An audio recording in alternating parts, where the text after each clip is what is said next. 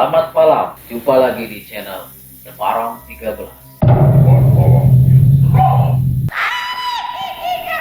Malam ini kita kedatangan narasumber yang kemarin. Di episode sebelumnya dia bercerita tentang perjalanan dia memotoran kalau bangsa Sunda bilang ke Jogja dan pulangnya diganggu banyak makhluk astral. Kali ini dia akan berbagi cerita tentang pengalamannya dia beberapa tahun ke belakang. Katanya sih, atau mungkin ini kejadiannya karena seseorang ini memakai tusuk. Berbicara tusuk ini ada biasanya itu yang dimasukkan ke dalam tubuh berupa benda kecil seperti jarum. Ya. Efeknya itu untuk daya tarik, kalau perempuan untuk kecantikan, kalau laki-laki untuk kecantikan. Sialnya, susuk ini tidak hanya menjadi daya tarik untuk hidup manusia, tapi makhluk gaib pun tertarik. Nah, ini yang bahaya. Ketika makhluk gaib tertarik, dia datang seperti mengganggu, terus karena keluarganya juga terganggu, tidak nyaman, bahkan bisa saja dia mengancam. Tiba-tiba seperti berjalan sendiri, kesurupan, bahkan bisa melakukan hal-hal yang di luar nalar dia. Oke, untuk singkatnya kita langsung ke narasumber kita, Dika Asmara. Silakan. Iya betul, seperti yang diceritakan itu saya kenal sama salah seorang wanita. Itu wanita itu katakan aja si Y ya. Si Y ini temannya teman saya. Kemudian saya juga bawa teman cewek juga, teman saya. Katakanlah si M ya. Nah, kita tuh lagi ketemulah di salah satu tempat di Ciamis. Kemudian ngobrol-ngobrol, kita nyari tempat hiburan kan nggak ada tuh, susah. Saya udah di stay di Bandung waktu itu. Saya pas pulang mungkin di awal 2020 sih kejadian. Iya. Ngobrol-ngobrol, kita memutuskan untuk ke salah satu kafe di Tasik. Di Ciamis ke Tasik. Di Ciamis ke Tasik, jaraknya sekitar 20 menitan lah. Di perjalanan sih masih mana-mana aja, ngobrol-ngobrol gitu. Pakai mobil, motor? Pakai mobil. Saya kesana pakai mobil. Berempat, 2 laki-laki, 2 wanita ya. 2 pasangan artinya. 2 pasangan itu ke Tasik, ke salah satu kafe. Di kafenya tuh depan hotel salah satu di Tasik lah ya, pokoknya itu. Nah, karena kan parkirnya tuh si ceritanya udah sampai nih, masuklah ke si kafe itu, masuk ke belakang, ternyata di situ depannya kafe, belakangnya rumah tua. Rumah tua, ada penghuninya persis di belakang kafe itu ya? Persis, jadi si kafe ini ngambil bagian depannya rumah itu. Kebuka tapi kelihatan tuh? Kelihatan, karena parkirnya ke belakang. Saya kelihatan masih ada bangunan dan beberapa orang yang tinggal di situ. Tapi bangunan itu kan terlihat biasanya. Ya. Kemudian masih ada pohon besar, terus rumput-rumput tinggi itu masih ada. Masuklah ke depan. Nah di situ saya minum minuman keras. Ya, anak muda minum keras. Nah saya tuh ketika udah tipsi lah ya, udah mabuk-mabuk tipis, saya lebih banyak ngobrol sama si Y ini dibanding dengan cewek yang si M ini. Padahal yang deket tuh saya si M. Nah, tanpa sadar si Y ini marah-marah sama saya. Marah-marah, nantangin berbagai kamu punya apa dan sebagainya. Pokoknya tiba-tiba aja begitu langsung. Tiba-tiba marah aja gitu. Tiba-tiba marah. Nah, saya juga di situ kata teman-teman saya adu cekcok di situ. Oh, kepancing juga. Tapi entah itu dari pengaruh minuman atau nggak tahu apa. Tapi yang jelas yang saya rasa saya belum terlalu mabuk berat. Masih sadar. Masih sadar karena cuma botol kecil diminum sama empatan sih ya, segimana sih gitu kan. Udah dari situ cekcok, bahkan ngomongin kata-kata kasar si ceweknya ini, kata kasar keluar, tiba-tiba dia pingsan. Sebelumnya itu dia gaya bicaranya nggak kasar, biasa? Enggak, biasa aja orang. Kan baru kenal ya? Baru kenal, itu sama si itu saya baru ketemu itu. Baru itu gontak kasar dan sebagainya, maki-maki saya juga di situ. Kemudian gak lama dari situ pingsan dia. Saya juga nggak tahu itu apakah dari minuman ska apa faktor lain gitu kan ketika pingsan itu. Akhirnya dibopong masuk mobil. Nah di situ mulai. Akhirnya putusin untuk balik karena memang kondisinya nggak enak. Kondisinya udah nggak enak.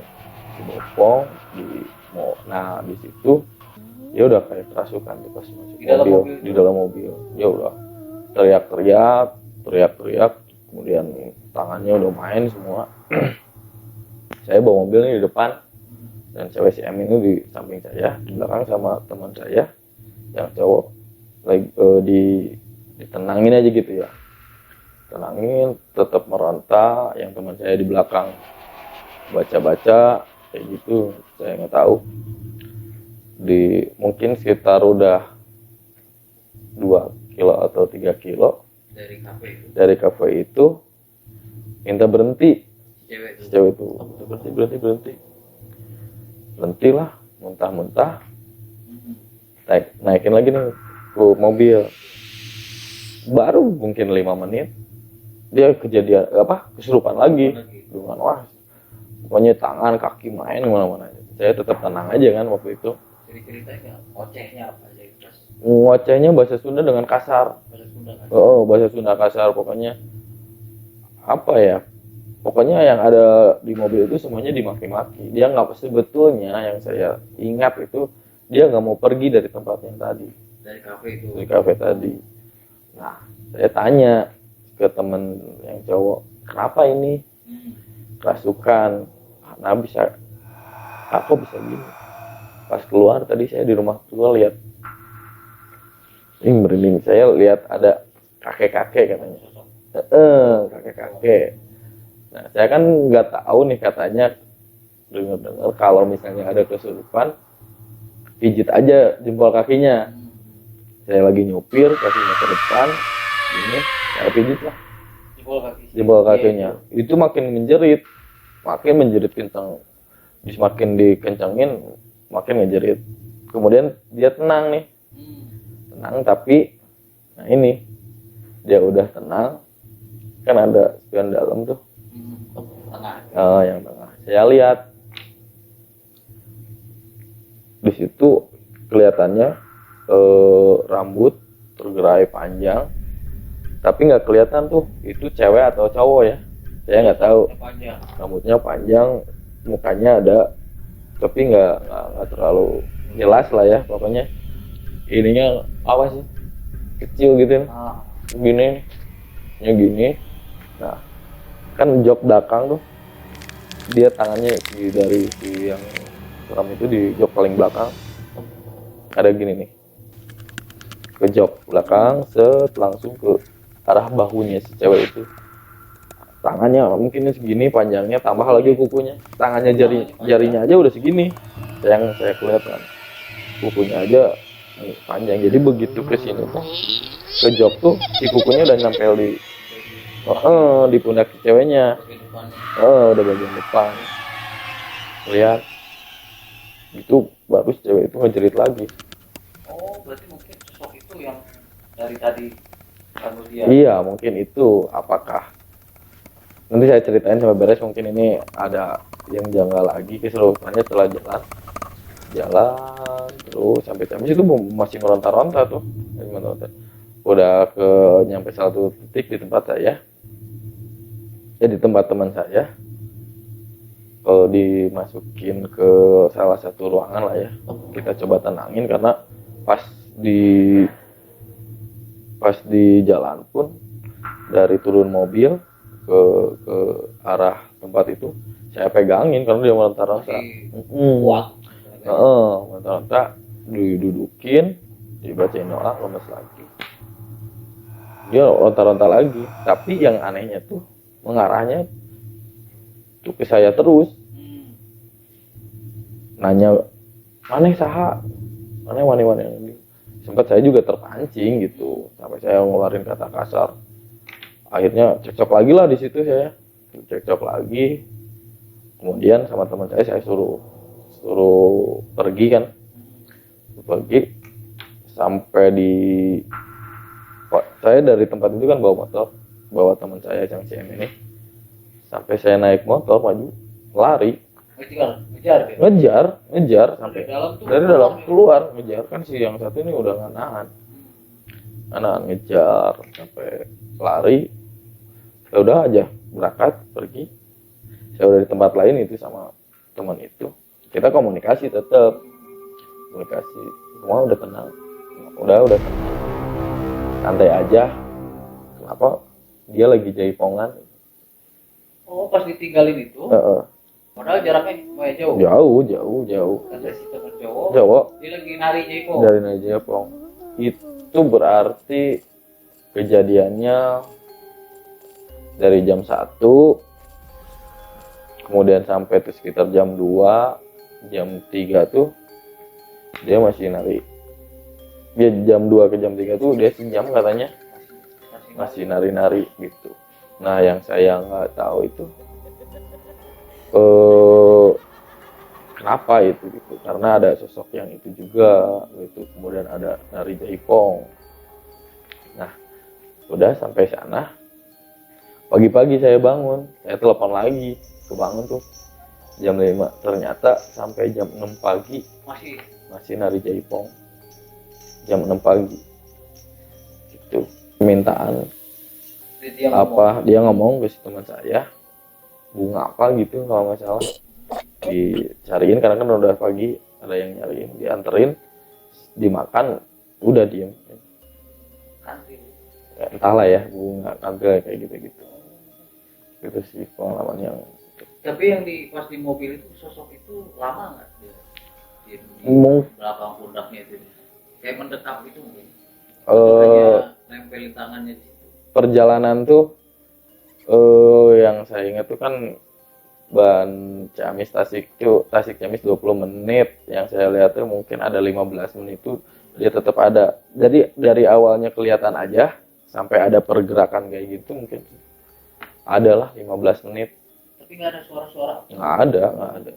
Hanya mungkin si Ye aja yang. Ya, dan yang saya aneh suaranya robah. Oh, bukan suara Ye? Bukan. Dia lebih, yang saya tahu dianya ngomongnya cempreng lah, anak-anak ya cempreng kayak gitulah, dia sweet lah anaknya gitu. Tapi setelah kejadian itu suaranya berat kayak ibu-ibu yang 70 tahun ke atas gitu kan, tapi teriak gitu kayak gitu suaranya. Mungkin kayak di rumah belakang kafe kan yang pertama kakeknya mungkin kayak itu. Nah, saya kalau itu nggak tahu, namun kalau setelah itu saya bercerita sama teman-teman saya yang itu juga, yang termasuk saya setelah itu bercerita sama si ceweknya si Ye ini, katanya sih ada yang jaga si ceweknya. Kemudian ada benturan sama saya katanya gitu, energinya.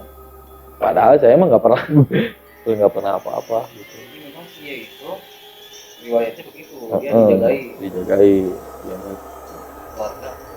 Entahlah, mungkin ada jaipongnya kayak gitu dan sebagainya. Ya, yang saya tahu juga dia pernah kerja di malam kayak gitulah.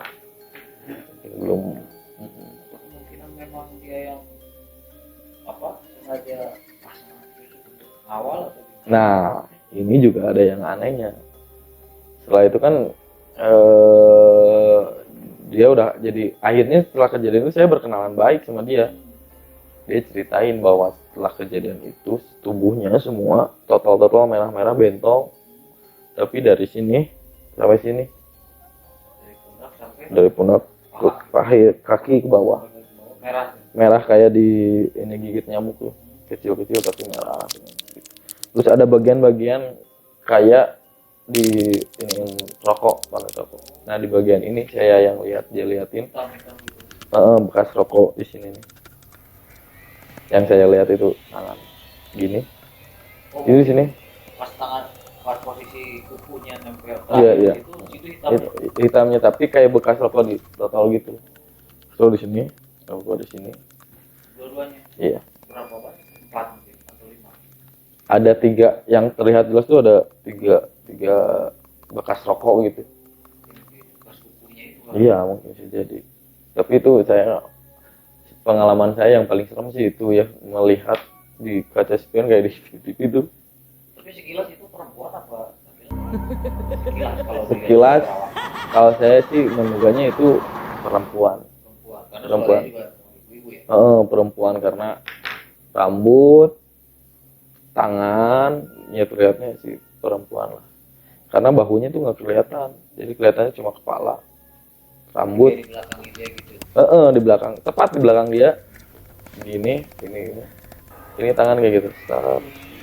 Jadi mulai ke jok, kemudian ke bahu, itu langsung lagi. Rontal lagi. Masuk lagi ya itu.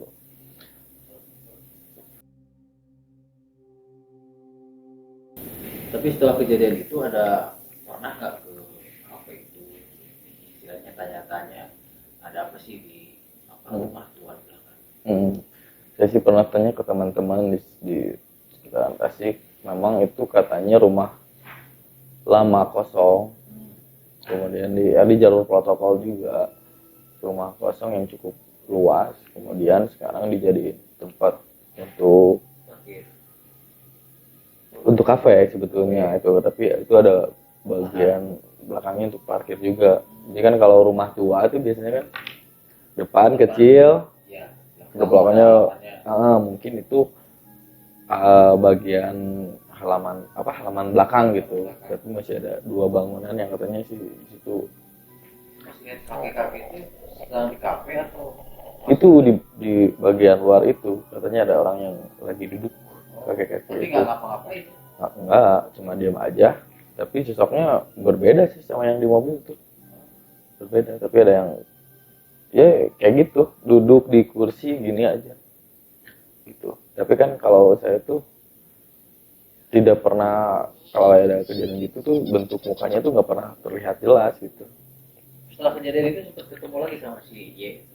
Saya ketemu lagi, dia cerita-cerita, bahkan teman-teman yang lainnya juga, dia itu agak sering. Jadi nggak malam itu aja? Nggak malam itu aja. Dan ya kayak tadi, setelah itu dia motoin sekujur tubuhnya merah-merah, sampai diajakin keluar juga nggak mau, malu.